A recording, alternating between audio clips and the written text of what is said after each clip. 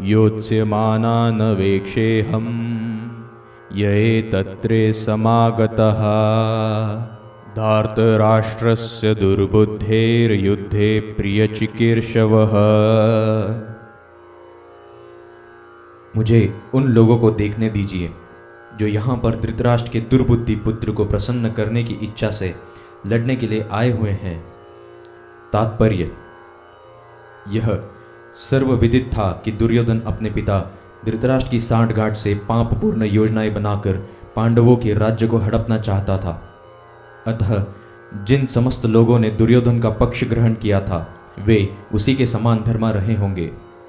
अर्जुन युद्ध प्रारंभ होने के पूर्व यह तो जान लेना चाहता था कि कौन कौन से लोग आए हुए हैं, किंतु उनके समक्ष समझौता का प्रस्ताव रखने की कोई योजना नहीं थी। यह भी तथ्य था कि वह उनकी शक्ति का जिसका उसे सामना करना था अनुमान लगाने की दृष्टि से उन्हें देखना चाह रहा था।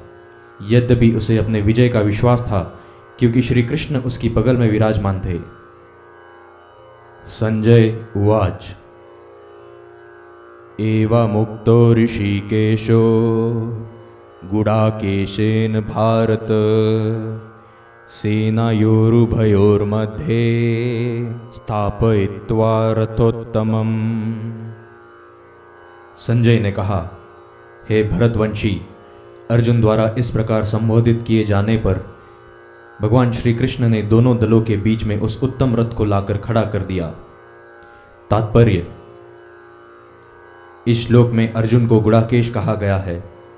गुड़ाका का अर्थ है नींद, और जो नींद को जीत लेता है वह गुड़ाकेश है। नींद का अर्थ अज्ञान भी है।